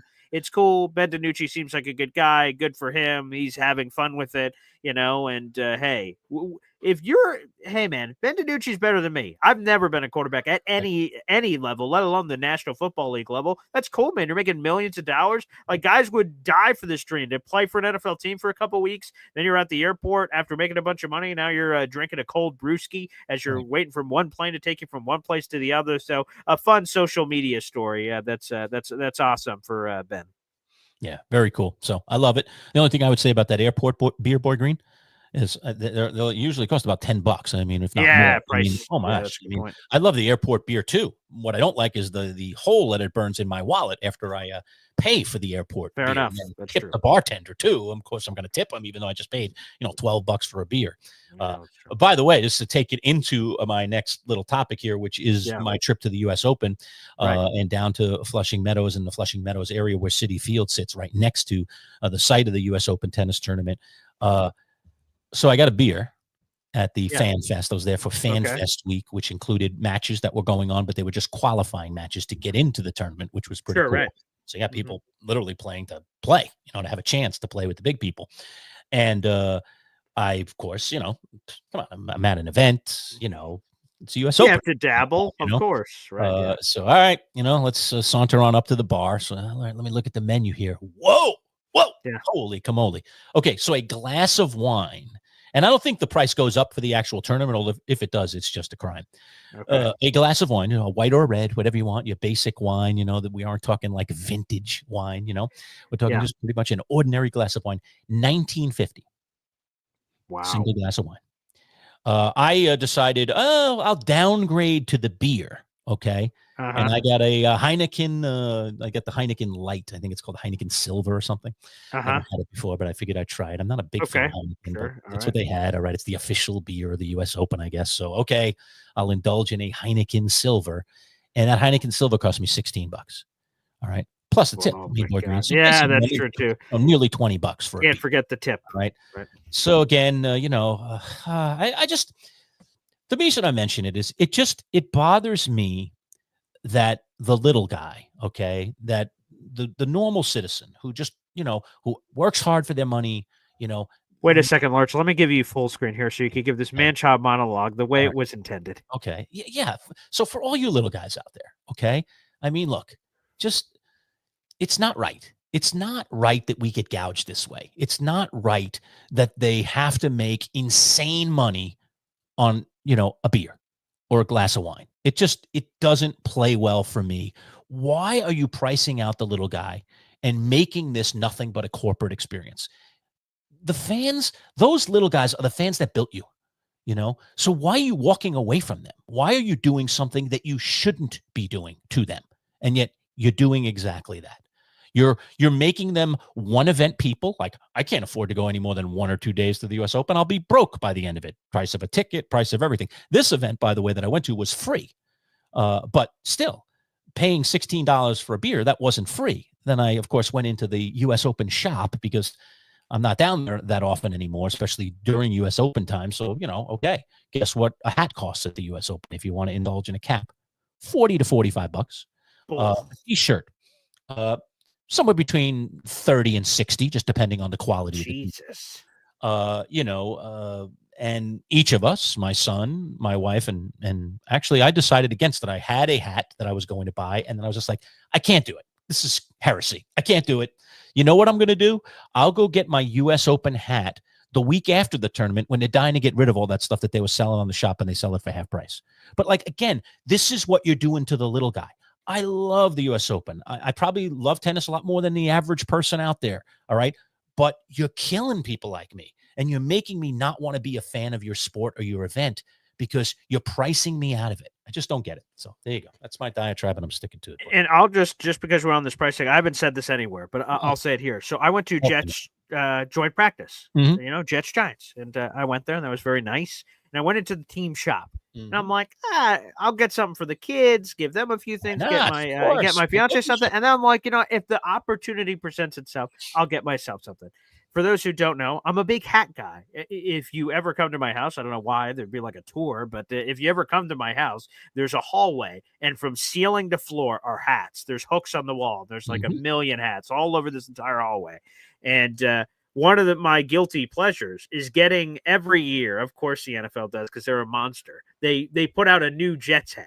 I mean, how many ways can you do a Jets hat? I'm not sure. But every year they put out a new hat, and they call it the official sideline hat. Hey, your favorite team is all going to be wearing these hats on the sideline of every game. Do you want to be like your favorite team? Yeah, I would. So I go over to the hats, and I take a look, and I'm like, they would have to do something pretty egregious where I wouldn't want the hat because, what it is. And I grab the hat, and I flip it over. And I said, how much does this go for? And I said, maybe it's a special price or something because I'm here. I'm not paying for shipping or anything. It's right here. I'm just grabbing it right off the deck. You get an opportunity to guess, Lerch. How much you think the Jets' latest sideline hat, it doesn't matter which one it is, any version of it, the Jets' latest sideline hat, how much you think that goes for? I know a lot about prices of hats and stuff like this, so I think I'll be close, but maybe you're going to prove me wrong. I'm going to say 35. $50. Whoa! And let me tell you, Lerch, so you're 30. The U.S. Open was charging. Holy crap! So here it is, right? And I see Philly was guessing 55, and maybe it is with tax. So maybe you would have gotten it with tax. But here's the thing: discount guy around here. Wow. But your 35 price was right in this sense. Is that so? NFL hats back in the day, over somewhere in the last 10 years. That's price of 35. It is. I'm a hat guy. Normally, for a brand new Jets hat, comes fresh off. Again, a sideline hat 10 years ago. It costs $35, and I'm like, all right, well, it's a sideline hat.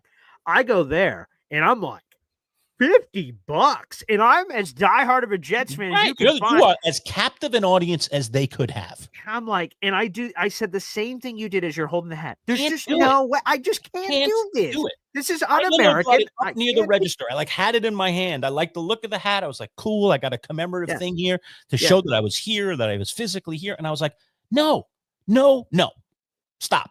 I'm not letting them do it to me. I already paid $16 for a beer plus tip. Yeah. I'm getting out of here. All right. My free event is turning into a nightmare event. I'll go get the same hat 3 months from now for a third of the price. All right. And enjoy it just as much. Let's move on. And I will tell you, I'm like, and I'm by myself. My family's not there. I'm by myself. I'm like, and I'm just saying to myself, there's no way I can't do this. And I'm as crazy of a Jets fan that exists. Now, I will tell you, so cognitive dissonance says, and they know we'll buy that shit, evil geniuses. You're right. I will tell you, most of the time, when I see a thing and it's priced, I'm like, you bastards. Fine, I'll buy it. And there's nothing. What other choice do I have? But this time, $50 for a hat? Oh, hell no. Rich 97.57. Oh, hell nah. Well, that's it, man. Right. That's how I felt. Walk And I away, Rich. didn't, and I couldn't.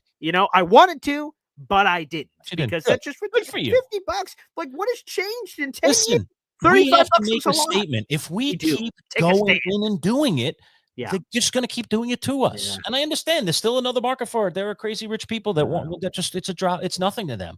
For the person that works hard, for the person that works for their money, for the person that's working that 5, 6, even 7-day work week, which I know a lot of people out there are doing, or working 2 or 3 jobs to put a roof over your head, to support your family. Don't do it. Don't let them suck you in. $50. You can do it a different way, and you can still enjoy it just as much. So I'm going to enjoy it just as much. And it was my birthday, for crying out loud. I'm there on my birthday. I could have, took my son, and said, "Hey, son, let's go. Buck up for Dad's hat. It's his birthday. My son's an engineer. He makes plenty of money. I mean, I wouldn't even do it to him.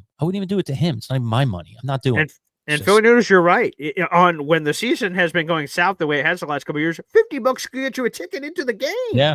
For to watch the New York Jets. So again, it was ridiculous. I couldn't do it. I love my New York Jets, and I always will. But there's just no freaking way. Draw a line in the That's sand, a line. So hopefully they tested this out, because it's the first year. I know, because I buy them every year. This is the first time they've ever gone to this kind of price point. Hopefully the rejection of me and other people like, "Whoa, we're sorry. We shouldn't have gadgeted you, fans. We apologize. Let's bring that back down to where it belongs." Where, again, I still think 35 is really expensive, but if that's where it's going to be, so be it. We've already sort of accepted that. But 50, get the hell out of here. Yeah, I'm in the comfortable range on a hat for 25. Starts getting above that. It better be a hat I really like if I'm going to pay 30. You start getting to 35, I start going, maybe I'll just wait on that hat. But to be in the 40s and the 50s, 55. Wow, that's $50. That's I didn't think it was going to be that much. Wow. Yeah, and look, the U.S. Open, I've gone to it for many, many years, before my long layoff here since I've been up in Central New York. I haven't been going to that event annually, but it's one of the things I miss most from my New York sports experience, even though it's tennis, because it's just the event has a flair. But wow, you talk about the difference between the last time I was there, Boy Green, which is probably 15-ish years ago, and now the size of the Ash Stadium, which is massive, how they've blown everything up. What used to be the grandstand, which sat on the side of the Louis Armstrong, is no longer there. They've built a separate grandstand stadium, which is decent. It's the third biggest, but it's still pretty large, and it completely surrounds the court. It used to be just one side and behind the court. That was it. That was the only seating. And even the outer courts, which were literally like these little 3-rung bleachers, and you would just be sitting watching some, less popular players, but being able to sit right there during the tournament, which is really awful cool, have now turned into a couple of them were like 40 rows high. Even the smaller ones were 15 to 20 rows high. I was like, whoa, even the outer courts are now quasi little mini stadiums. I was blown away by the infrastructure and how much it's blown up in terms of their ability to accommodate huge numbers of fans, even in the smaller situations on the outer courts. That was really mind-boggling to me. I couldn't believe it. One of the things I always loved about the U.S. Open and going to that every year was the quaintness of it. That while you could go into the big stadium and watch the big event, you also could just kind of mull around on the fringes and see some tennis up really close, which is kind of cool. And occasionally there'd even be some really good players on those outer courts in the early rounds of the tournament. But it's just a stadium everywhere now. Oh my goodness. And different world. I went into the Arthur Ashe. I was like, oh my goodness, I wouldn't even want to sit in the top row of that thing. The tennis players would look like this big. You'd be like, which one's Connors? I don't know. It's too small. I think it's the one serving over there. Like, yeah, it's just bring your binoculars, baby. You aren't seeing much. And I mean, tennis, it's just 2 people and a little tiny ball. I mean, it's hard to see stuff. You want to be down low for tennis to really appreciate it. And you can't do it. I didn't even look into tickets. Thank goodness. What we were going, like I said, was just a free fan event. And they do this now every year, the full week before the tournament. You can just go in there for a fan fest and just check out the whole grounds and get the spray of the whole place. They'll let you in all the stadiums. It was very nice access. It was nice to go back and visit and to see what they've done. I don't know how I'd feel about it going in during the actual tournament these days, because it has become such a monstrosity. And one of the things I enjoyed about it was the quaintness. So I don't know. Have they literally taken that away, and is it no longer what it once was? But for anybody that says tennis is dead or tennis is a waste of time, the amount of money they're making, there weren't even tournament, with qualifying matches going on. That's it. okay, and people practicing for the tournament, and the place was packed, and people paying $16 a beer, okay, and they were lined up for it. I think I waited 15 minutes for my $16 beer. Okay, That's the worst. 15 minutes for a $16 beer. Think about that for a second. Yeah. Sucker. Man, we are a sucker born every minute, aren't we? When I was just at the New York State Fair over the weekend, as we're going off on all these tangents, like when I was waiting in line for like a $40 something, I'm like, what am I doing? I'm just happily lining up for slaughter here of my wallet. Like I'm just standing here for this slushy or this thing, and I'm just sitting there going, how much am I spending on this? Yeah. Why am I wasting time? If you want my money, you guys should be making it more convenient for me, but I digress. Yeah. I wanted to go back to one comment here because while I was down there at Flushing Meadow, and I'll find it because I just flagged it a little while ago, so I'll grab it.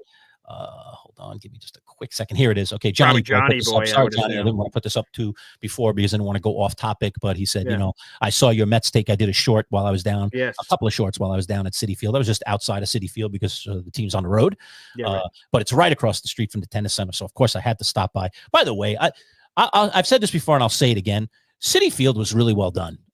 Considering where it is, I mean, Flushing, Queens, it's not the bastion of all bastions. It's not situated in Manhattan on a river. I mean, it's in the middle of Queens. It's in a concrete jungle. But they did a phenomenal job building and then adapting that stadium as fans gave feedback. They moved in some walls. They did some cool things. But even as it was, I saw it in its very first year of its evolution, and I've seen it several times since. They just have done a tremendous job with that stadium and making it feel cool inside that place. And the outside is pretty cool too. And while I was there, look, I know what's going on with the Mets. They've had a great start to the season. Obviously, at one point, they had the best record in baseball. And then they went on that terrible losing streak. And then they came back on a win streak. And then had another bad losing streak. And now they're kind of like middling a little bit and literally on the bubble of the wild card. I think they're still in at this point. I do think they're going to make it. But I think being down there and being outside that stadium, seeing the big apple, from the old Shea Stadium, which they have outside. They have a new apple in the new stadium. When a home run is hit, the apple pops up, which is kind of cool. A little New York tradition that they created years ago. It just, I don't know, something about it. If you watch the two shorts that I cut, which are both on our YouTube channel, they're both kind of inspirational. It's kind of like, I don't know. I was just feeling it a little bit as a Met fan. Like, we have this saying, you got to believe. It was back way, it's that word believe, right? Yeah. And, I just think they're going to get it done. I just think they're going to find a way to get into the playoffs. And as you know, once you're in, Boy Green, you got a chance. I'm worried about the pitching. I'm worried about certain things about the Mets. There's no question. The roster just feels incomplete, but they do have a lot of really good young players. Some of them are still even in the minors. Some are already on the roster. And they have obviously some really good veteran players on the team as well. So I'm still optimistic about the Mets going deep, maybe even winning a World Series. I don't think it's out of the realm of possibility, but they obviously have to get better performance out of certain aspects of the team. They made some trades on that bullpen. It needs to be better. It hasn't been better since they made the trades, but it should be. And that starting rotation, the stat is unbelievable. I wish I had it. It's out there. I hear it every broadcast because the same thing keeps happening over and over and over again. Basically, David Peterson is the only pitcher on the Mets who's gone more than 5 innings, has gone into the 6th inning, Boy Green, in eternity. And they mention it every broadcast as the starter, no matter who it is. It's Senga, it's whoever the next starter. And now the Mets extend the streak to 236 games. That nobody has gone besides David Peterson has gone more than has gone into the 6th inning. So it's this crazy stat that's been out there. And if anyone knows it, you could throw it up in the comments. I should have grabbed it, but you just hear it every Met game. So if you watch Met games, you hear it because they keep talking about it every time a starter comes out. So they're leaning so hard on that bullpen. Like, where are the days when people pitch complete games? The Mets, other than one guy, can't get a guy even into the 6th. It's the 5th or bust for these Met pitchers. It's so crazy. So they have an unbelievable streak going on. And if that continues, come on. I mean, how are you getting this done in the playoffs?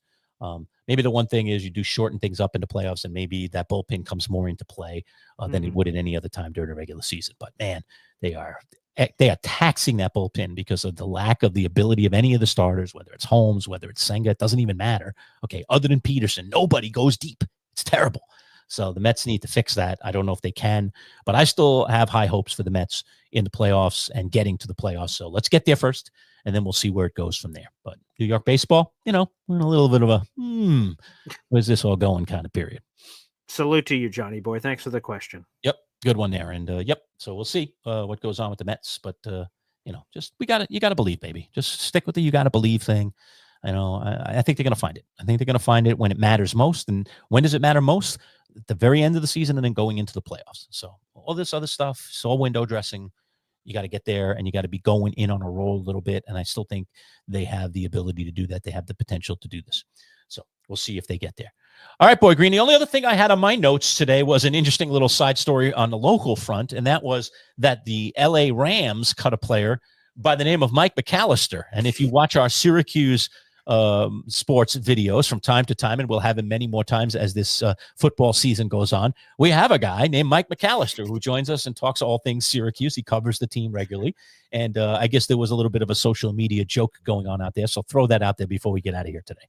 Yes, so I saw the news that Rams cut Mike McAllister, and I didn't even think twice. I knew it's not our Mike McAllister, but I still thought it was funny, so I just immediately responded, "Hey, Mike McAllister, sorry to hear. Thoughts?"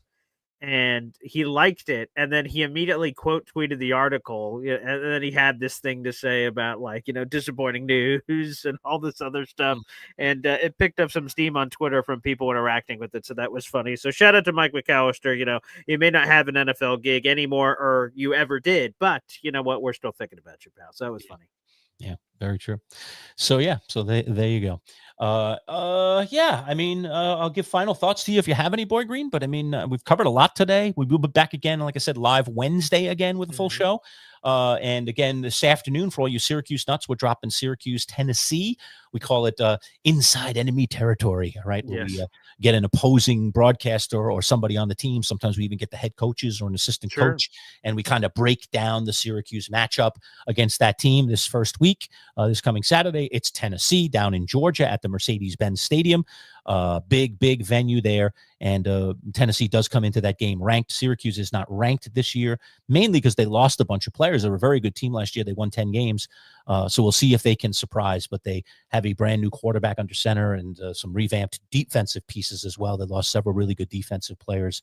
So we'll see what they can offer this season. But Fran Brown playing one of the most difficult schedules of the year. It's going to be a tough one for Syracuse. We'll see what they can do. If Brown, gets anywhere near 10 wins this year with this schedule, he could be coach of the year. That's how good it will be. I think it's a fight to get 500 or better, but they start with a good one against Tennessee. Yeah, I'd like to give this note right off the top here that if we have any, for instance, when you were just talking baseball there a second, we had a commenter say, I don't know anything baseball, so I can't contribute to this conversation. And the only reason I wanted to highlight that is if some of the people in our audience are not college football fans, and then the Syracuse thing may not do anything for them. Well, if you're in adoption mode and you're trying to find a team to follow, why not follow it with us? That's pretty cool that you can sort of be invested in a team before a season. I would suggest out there to our audience on the Manchild Show Boy Green digital Facebook page, YouTube page, and at Boy Green 25. More likely the at Boy Green 25, maybe the non-Syracuse people potentially, as opposed to this radio show that is now digital, has been on air for 25 years. You guys understand the Syracuse roots that exist. But if you are in that other group that are unclaimed as it comes to college football, I say jump on the Syracuse football train. It's going to be a lot of fun with Fran Brown leading the charge and having a wonderful 10-win season last year. So huge shout out to Jason Swain, again, a former Tennessee Volunteers player. He's been doing radio down there for a long time. He's got a massive social media following. We'll drop that interview at 2:00 here on at MC Show Digital. If you're watching at Boy Green 25, that interview will not be available on Boy Green's YouTube channel. It will only be exclusively at MC Show Digital. Although if you follow us on any of our social media portals, Facebook, Twitter, Instagram, you'll see a little note. Hey, here's the interview, and it'll be a reminder that you guys can click into that.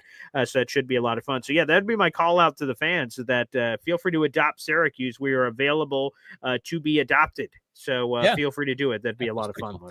And other things dropping this week, just so you know ahead of time. We do this every week, but here's what's going on with the Jets, Giants, and Bills this week. Our regular Bills insider, Anthony Prohaska, will be dropped later this week. I think we're interviewing him on Thursday. Correct. So it'll probably drop sometime on Thursday.